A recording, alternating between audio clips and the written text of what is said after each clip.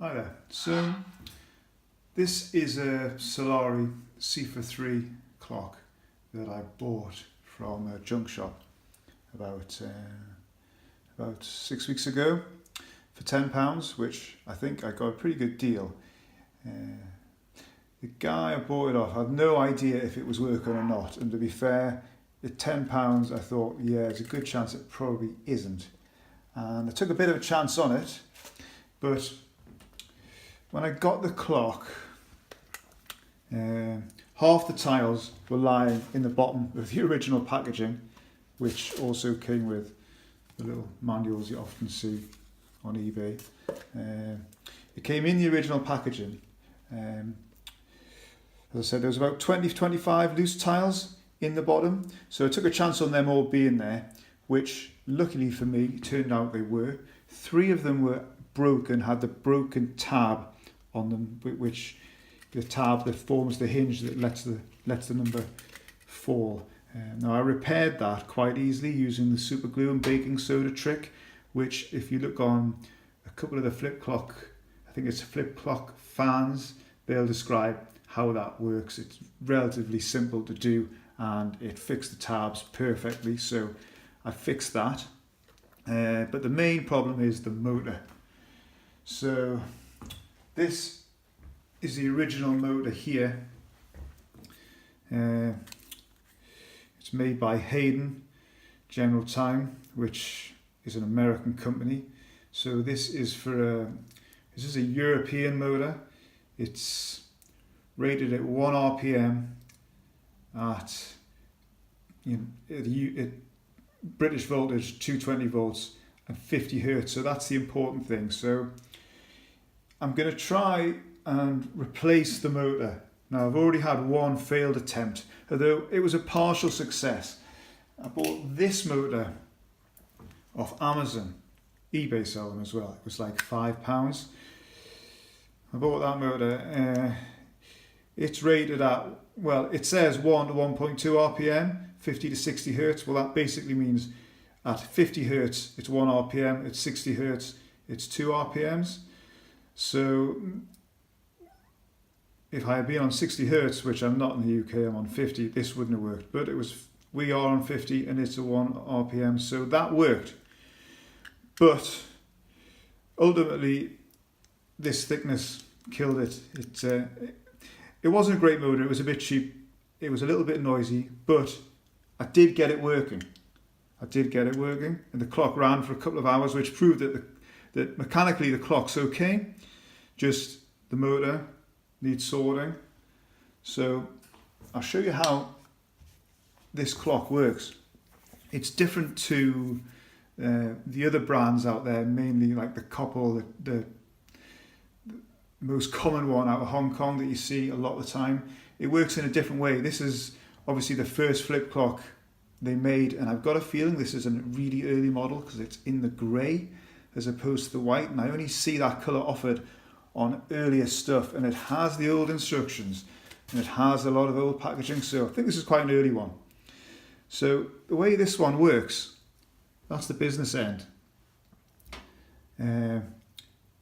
This rod here, that's when it's put together, because that's the end cap, and when it's put together, if you press it on that side down, it changes the hour. If you press it on that time, it changes the minutes. So that piece there connects to that rod, and then when that turns, that advances the minutes and the hours.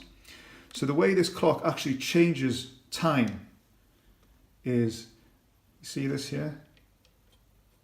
So when that presses down, it changes the minute, and when it gets to the hour, it changes the hour. Now that's all working, and from reading about this clock, it's a pain if the hours aren't working off that, so I haven't dismantled it any further. I know the clock's working because I've tried another motor in it so far, so I'm not going to get into that. So that works when the original motor is attached. It attaches on these 2 points here, which is there and there. So it sits like that. So that's what it sits like in position. As you can see, there's not a lot of room for much in there. And on the end of that, I'll just set that down. I'll put a piece of foam in here, which allows you to sit the clock down and work on the top end. Otherwise, it's quite delicate with the tile. The number tiles are very delicate. They pop off easily, and I don't want to risk breaking anymore. So on the end of that motor is a cam. So that cam fits on there like that. And as you can probably see, it's uneven. So it's a lot wider on this side and a lot thinner on this side. So when that's in place, as it turns on the minute, the single RPM of the minute, it pushes down on that wheel, and it gets to a point where it pushes down on it, the number doesn't release, and then when it gets the cam gets past, that releases the number. This moves up and it advances a little bit further. So this motor, you're not going to find it anywhere. You find a lot of the Solari collectors, they won't sell you one. The American motor is relatively easy to find. That's not going to be a problem, but if you're in Europe, yeah, it's a huge pain in the arse. So the few collectors that I did speak to, none of them would sell me a motor apart from one guy in Italy who wanted 170 euros for one, plus postage. If you contact Solari, they put you on to the same guy. They say these parts are unavailable at the factory anymore, and I get the impression that the new Cifras, they run on batteries anyway. They don't make a mains one anymore, and they say they don't carry this stock anymore, and which I guess I would believe. As I don't know for how many years they made the electric one like this, so I can't answer any of those questions, but what I'm going to try and do is replace that motor on this style mechanism. So yeah, if you contact Solari, they give you an email address, and I emailed that guy, which I get the feeling was the same guy that was on eBay. He wanted 170 euros as well for the motor. Didn't say whether it was a new one or a reconditioned one.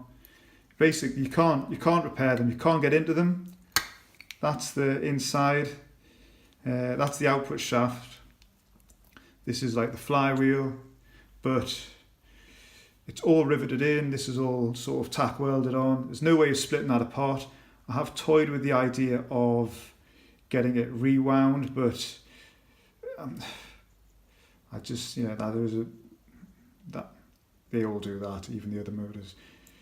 So as that spins, that output shaft on the end turns. I mean, plan B is, if nothing else works, I'm going to take this to a company and see if I can get it rewound, but I think they'll take one look at it and say it's a sealed unit, it's like one use only. Once it's gone, it's gone. I know it's gone because I've had a test meter. If you put a test meter across the two, well, that's the power in, positive and negative, 240 volts.